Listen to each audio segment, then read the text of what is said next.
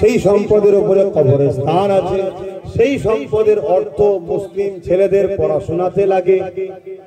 এই হলো ওয়াকফ। যেটা দান হয়ে যায়, দান করা সম্পদ ইসলামে ফেরত লিয়া যায় না, অন্য কেউ দখল করতে পারে না, সম্পূর্ণ ইসলাম বিরোধী।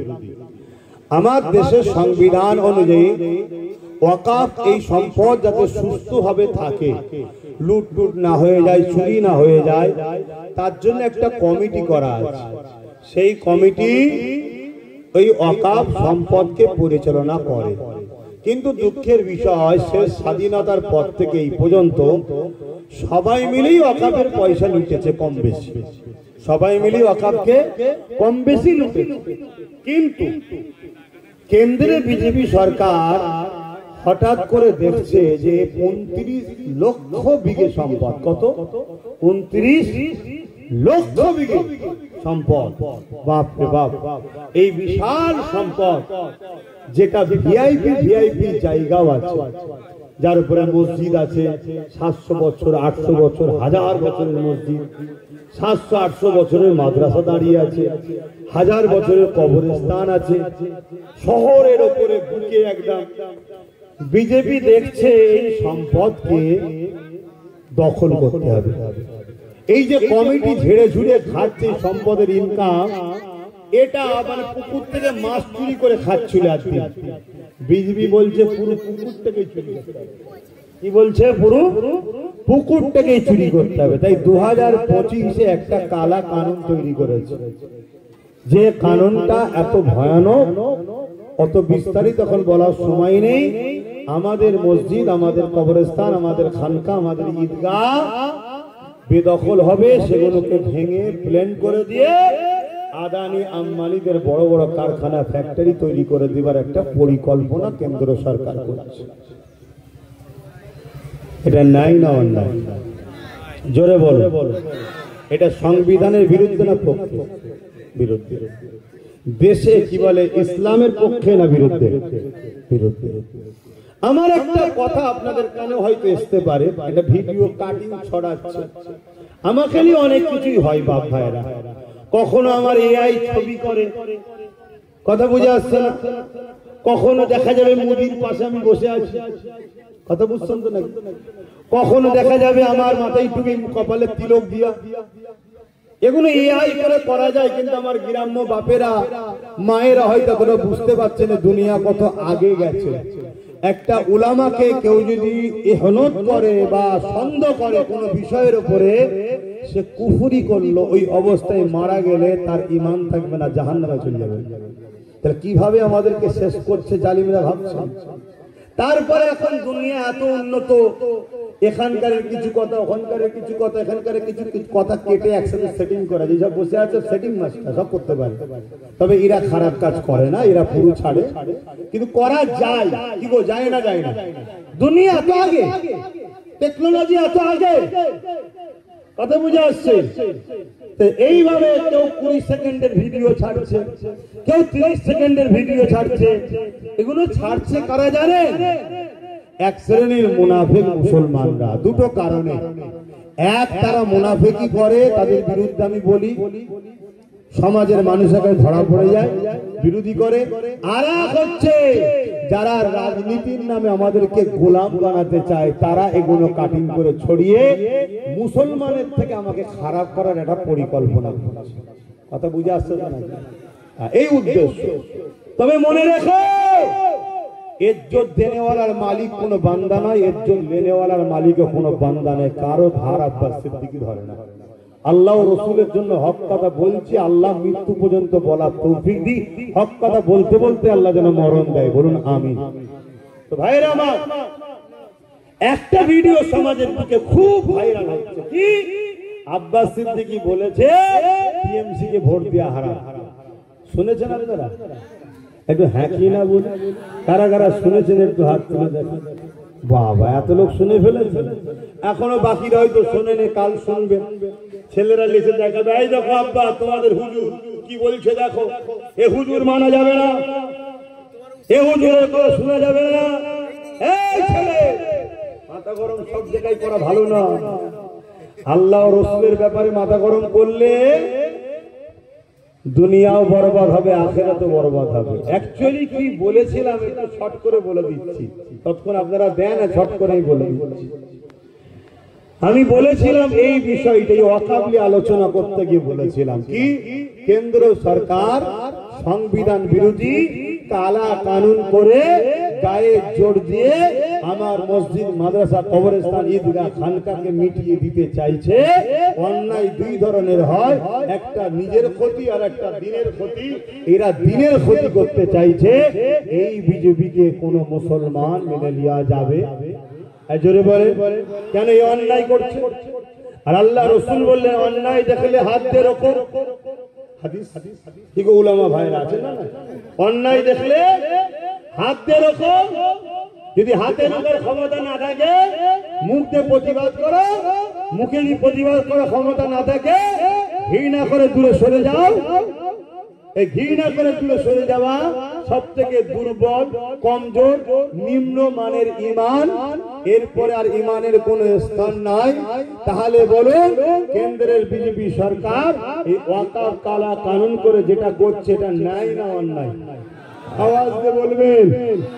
তাহলে রাসূলের হাদিস অনুযায়ী হাতে রুখতে হবে। হাতে ক্ষমতা নেই ধরুন, তাহলে মুখে প্রতিবাদ করতে হবে। মুখে ক্ষমতা নেই ধরুন, অন্তরে ঘৃণা করতে হবে। ঘৃণা না করে কোন মুসলমানের বেটা যদি এই জালিম কেন্দ্র সরকারকে ভোট দেয় তাহলে সে সাপোর্ট করলো। কাকে সাপোর্ট করলো?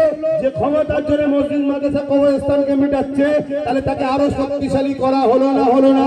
তাহলে সেও মসজিদ, মাদ্রাসা, কবরস্থানের দুশমন হলো না? হলো না? যে মসজিদ, মাদ্রাসা, কবরস্থান, ঈদগাহ দুশমন হয় সে কখনো ইসলামে থাকতে পারে না, সে বেঈমান হয়ে যায়। তাহলে বিজেপিকে ভোট দিলে সে ঈমানদার থাকবে?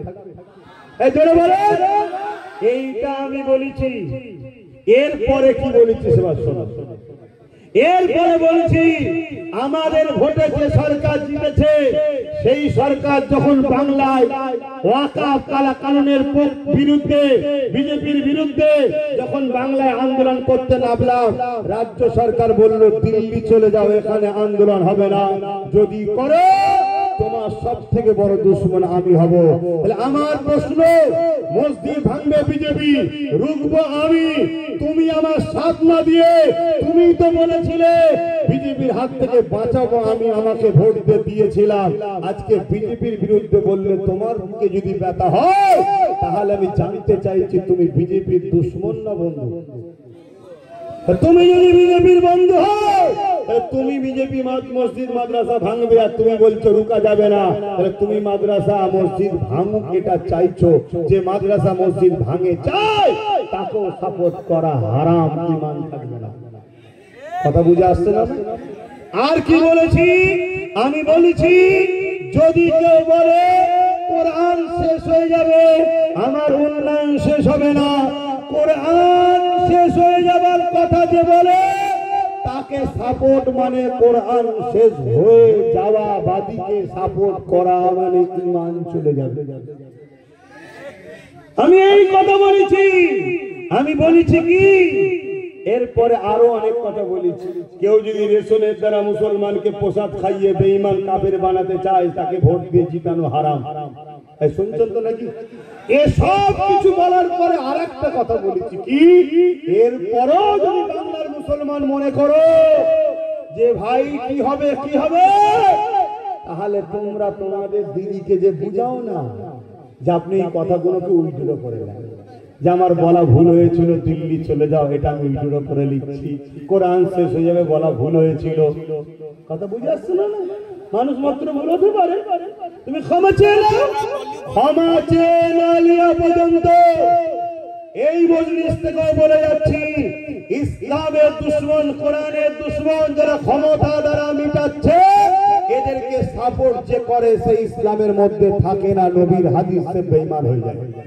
মিশকা শরীফের হাদিস খোলো, মিশকা শরীফের হাদিস খোলো, এখানে উলামারাও রয়েছে। তোমার দুনিয়ার পার্টিবাজি করতে গিয়ে কাফের হয়ে মরবে, কাফের হয়ে।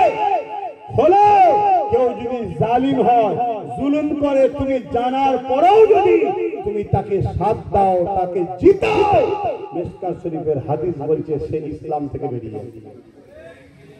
এই কথা আমি আমার জাতিকে, আমার কওমকে, আমার ভালোবাসার মানুষকে, আমার ভালোবাসার বাপ মাদের ঘরে বেঈমানির হাত থেকে বাঁচাবার দরকার আছে না? না, তাই আমি বলেছি কোন মুসলমানের যদি মনে হয় তোমার হাদিস মানি না, তো মানবি না আমি আমার হাদিস কিসের?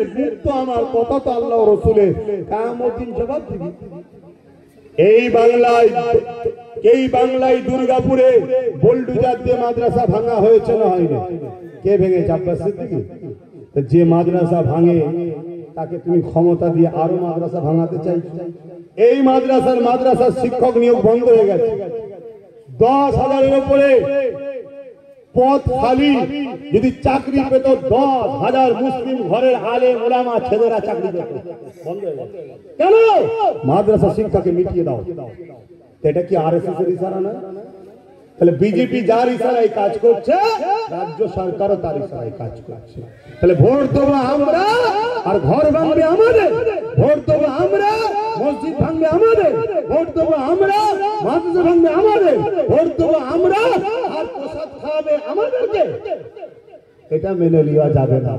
আমার ভালোবাসার মানুষ, আমার আব্বা, আমার মা, আমার ভাই, আমার বোন, আল্লাহ কোরআন বলেছে তোমরা তোমার আত্মীয় পরিজনকে বাঁচাও জাহান্নামের আগুন থেকে, ও আনফুসাকুম ওয়া আহলিকুম নার, নিজে বাঁচো, নিজের আহলকে বাঁচাবার চেষ্টা করো। তাই যদি কেউ সন্তান ভাইয়ের মতো মনে করে, যদি এ ক্ষমা স্যালেন্ডার না চায়, একে সাপোর্ট করা হারাম। এটাই বলেছি। এবারে মানবেন না মানবেন সবটাই নিজের ব্যাপার। আমি কে? জবাব তো আল্লাহর কাছে। এটা আমার ডিউটি ছিল, ডিউটি করে দিলাম। যাক, এখন আমি কথা শেষ করব। আর এরা যখন কোন দিক দিয়ে আমায় পাচ্ছে না, তখন আমাকে একটা কথা বল। এরা পুরো বক্তব্যটা দেয়নি। কেন দেয়নি জানেন? এরা ঘুরিয়ে ফিরিয়ে আমাকে একটা জিনিস বুঝাতে চাইছে, আমি হলাম বিজেপি লোক। আমি কার লোক? জোরে বলে বিজেপি লোক। ওই জন্য আগের বক্তব্যটা দেয়নি যে বিজেপিকে প্রথম ভোট দিয়ে হারাম বলেছি, তারপরে একে হারাম বলেছি, উপরন্তু আবার একে বাঁচিয়েছি কি যদি ক্ষমা চেয়েলাই দেওয়া যাবে। রাজনীতিতে তুই কার চাকরি ঝেড়েছিস, কি ঝেড়েছিস, হাত ঝেড়েছিস, ওটা দুনিয়াদারি ব্যাপার। তোরা বুঝে নিয়ে যা। তোর ক্ষমতা কে দিল আমার ধর্মের উপর আঘাত? তোকে কে ক্ষমতা দিয়ে কোরআন শেষ হয়ে যাবার পর তোকে ক্ষমা চাইতে যাবে? তুই সিএম তো কি আছে? কিসের রাস্তা? তুই মানুষ সরে গেলে রাস্তার কুকুর তোকে চিনতে পারবে না। বিগত দিনে অনেক সিএম চলে গেছে, রাস্তার কুকুর চেনে না আটকাতে পারবে। আমরা যাদের কাছে থাকি তারা ওই চেয়ারে বসে থাকে। আমরা সরে গেছি, 34 বছর সরে গেছে। আমরা সরে গেছি, কংগ্রেসে সরে গেছে। আমরা আছি, তুই আছিস। তওবা করে নে। তওবা মানে ক্ষমা চেয়ে নে। ক্ষমা চেয়ে নে, তাহলে আব্বাস সিদ্দিকী এসে শুধু বিজেপির বিরুদ্ধে বলবে, তোর বিরুদ্ধে বলবে। এই তো কথা। আর যদি বলি দাদাগিরি দেবো, আরে ফেরাউন কম দাদা ছিল না, নমরুদ কম দাদা ছিল না। একটা ঘোড়া মশাকে নমরুদ সামলাতে পারে না, তুই কি দাদাগিরি দিবি রে? কথা বুঝে আসছে না? হ্যাঁ, লাফাবার আগে হাত করে রয়ে যাবি, চোখ বেরিয়ে যাবে, জান চলে যাবে। কথা শেষ দিয়েছেন তো, এখন তওবা করি আসেন। বিসমিল্লাহির রহমানির রহিম। না, আরেকটা কথা বলে দিই। আবার কিছু মুনাফিক মৌলভী সাহেব বেরিয়েছে, তারা আবার আমার বক্তব্যটাকে নিয়েছে আর একটা কোন প্রবীণ বুজুর্গ বড় একটা ব্যক্তির মানুষের বক্তব্য কাটিয়ে দিয়েছে। তিনি নাকি বলেছে ভোট দিতে হবে আর আমার হারামটাকে জুড়েছে। অতএব কার কথা লোবো? তিনি বলেছে 10 বছর আগে। কবে বলেছে? 10 বছর আগে বলেছিল নাকি দিল্লি চলে যাও, এই বলেছিল? 10 বছর আগে বলেছিল কোরআন শেষ হয়ে যাবে। 10 বছর আগে প্রসাদ খাইয়েছিল। 10 বছর আগে নাকি বলেছিল নাকি মিড ডে মিল দেবো না। জানেন তো নাকি মিড ডে মিল দেবো না, মাদ্রাসার ছেলেদের ঘরে রাস্তার কুকুরকে বাচ্চাদের ঘরে খেতে দেবো বলেছে। জানেন তো নাকি রাজ্য সরকার বলেছে। এই 10 বছর আগে তো বলেছিল। 10 বছর আগে এই রূপ তো দেখাই না যে রূপ আজকে দেখাচ্ছে, ঠিক না বেরি? 10 বছর আগে তো সবাই বলেছিল, আমিও তো বলেছিলাম রে বাবা একটু দেখাই যাবে। তাহলে কেউ যদি আজকে মসজিদ থাকে, এই যে কবরস্থানে চাঁদা দিলেন, আছে দিলেন তো নাকি? কাল যদি কবরস্থান আল্লাহ না করুক দখল করে দিয়ে সিনেমা হল করে দেয় জালিমরা, চাঁদা দেবেন নাকি? কথা বলেন। তাহলে আজকে এখন রাত, এখন দিন এখন যদি রাত এসে যায় তখন রাত বলতে হবে, ঠিক তো না? তাহলে আজকে আপনি ইসলামের উপরে আছেন বুঝাবার জন্য বলছি। আপনাকে আমি দেখলে সালাম দেবো, মুসাফা করবো, কথা বলবো, মসজিদে জায়গা দেবো, ইক্তেদা করবো, যদি ইমাম হয় নামাজ পড়াবো। কিন্তু আপনি যদি দুনিয়ার লোভে বেরিয়ে গিয়ে ইসলাম ছেড়ে দেন, আপনাকে ইমামতির জায়গা দেবো না, মসজিদ ঢুকতে দেবো না, সালাম দেবো। তাহলে এতদিন আপনার দ্বারা ইসলাম বিদ্বেষী কথা দেখিনি, মুসলিম বিদ্বেষী কথা দেখিনি। আপনি দুনিয়াবি ক্ষেত্রে লোকের চাকরি বাকরি এটা সেটা ঘুটালা করেছেন, টাকা পয়সা আলু গরু চুরি সব এটা ওটা হয়েছে, ওটা আলাদা বিষয়। আমি হুজুর মানুষ জলসায় সব বলতে যাবো না, কথা বুঝে আসছে না? তুমি যখন আমার ধর্মে আঘাত দেবে ছেড়ে দিয়া, তাহলে যে মনি সাহেব, যে বক্তা সাহেব, যে প্রবীণ মানুষ বলেছো 10 বছর আগে ভালো কথা বলেছো, এই কথা ভুল বুঝছেন নাকি? কিন্তু আজকে কি বলছো? কথা মাথায় ঢুকছে না? ঢোকে না।